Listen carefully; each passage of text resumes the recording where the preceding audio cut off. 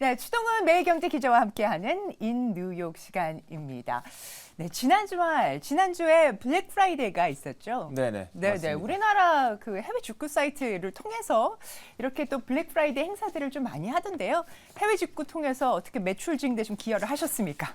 저는 불프는 한국에서만 썼고요. 네. 해외에서 직구를 하거나 이러진 않았습니다. 그 부지런해야지 하더라고요. 네, 맞습니다. 네. 자, 그 보니까 지금 뭐 뉴욕 증시 연말 랠리에 있어서 가장 좀 우려되고 있는 부분이 소비 둔화 우려이던데요. 블랙 프라이데이 매출은 좀 어떻게 나오고 있습니까? 네, 맞습니다. 시장에서 전망하기로는 올해 블랙 프라이데이의 매출이 많이 줄어들 것이다라고 이야기가 됐었습니다. 네. 경기가 좋지 않은 데다가요. 금리도 오른 상황, 여러 가지 악재들이 많다 보니 소비자들도 지갑을 닫을 것이다라는 전망이 우세했는데요. 오프라인은 그런 예상이 어느 정도 일치를 했다라는 이야기가 있지만 온라인 매출만 따져 보니 늘어난다면서 고무적인 소식이 나왔습니다. 자, 미국의 블랙 프라이데이 연간 중에 가장 큰 세일폭을 자랑하는 기간이라고 보시면 되는데요.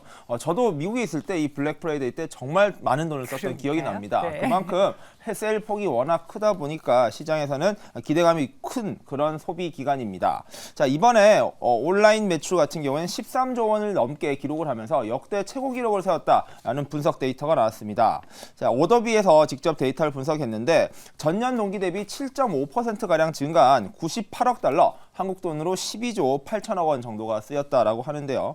그렇다 보니까 시장에서는 오프라인에서의 열기가 식은 것에 비해 온라인에서는 굉장히 후끈 달아오른 분위기였다라고 분석을 해놓고 있습니다.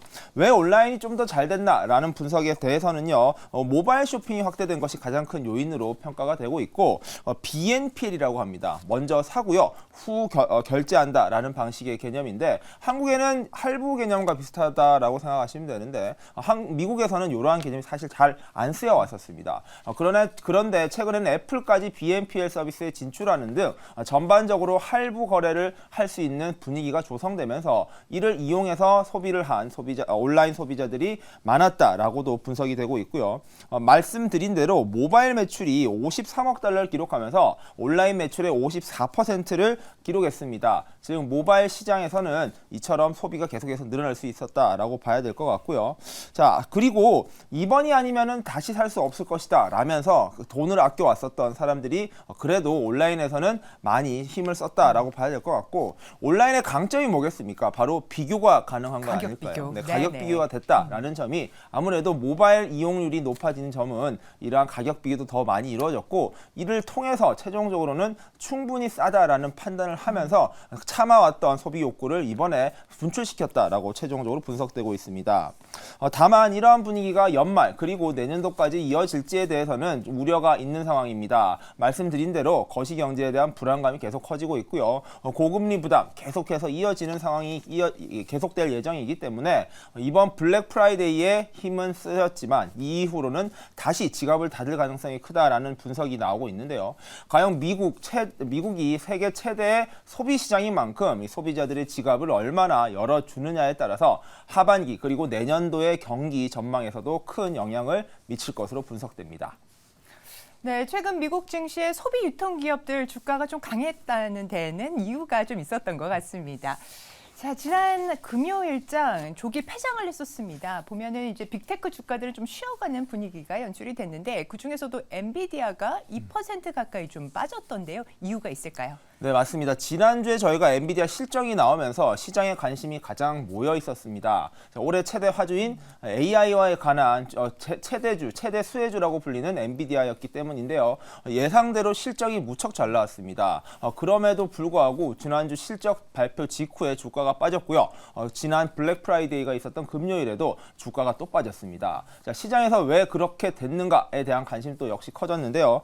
예상대로였습니다. 엔비디아가 실적 발표 당시에도요. 4분기 실적을 평가할 때 가장 중요한 요소는 과연 중국 시장이 어떻게 될 것이냐라고 말을 했었는데 그 여파가 불과 일주일 만에 나온 것입니다. 바로 엔비디아가 중국 시장에 수출하기로 했었던 중국향 반도체 칩의 수출 시기가 미뤄질 것이다 라는 보도가 나오면서 엔비디아의 주가가 지난주 막판에 계속해서 약세를 보였다라고 분석되고 있습니다. 자, 엔비디아가요. 대중국 수출 규제를 우회하기 위해서 만든 반도체 칩 칩들이 있습니다. 미국 정부가요, 이러한 국가 안보 등의 이유로 중국 정부 또는 중국 기업에 대한 반도체 수출을 제약했었습니다. 미국 정부의 허락을 받아서 어떠한 문제가 없는지 등을 점검해서 반도체를 수출해라라는 것이었는데요. 자, 이를 피하기 위해서 엔비디아는 최신형 인공지능 반도체 칩의 성능을 다운그레이드 시켜서 중국의 맞춤형 반도체를 새로 만들었습니다. 자, 이 정도 성능이면 미국 정부의 허락을 받지 않더라도 중국 정부로 또는 중국 기업으로 수출을 할 수 있다라는 건데요. 그 중에서 성능이 가장 좋은 것으로 알려진 H220이라는 칩이 있습니다. 그런데 이 칩의 출시 일정, 즉 중국으로의 수출 일정이 조금 미뤄질 것이다라는 보도가 나왔습니다. 자, 현재 미국 시장, 엔비디아에게 중국 시장은 전체 수입 매출의 한 5분의 1 정도를 차지할 만큼 굉장히 큰 시장입니다. 그 말은 중국 시장에서 어려움이 커질 경우에 엔비디아의 매출도 계속 감소할 수밖에 없다라는 건데요.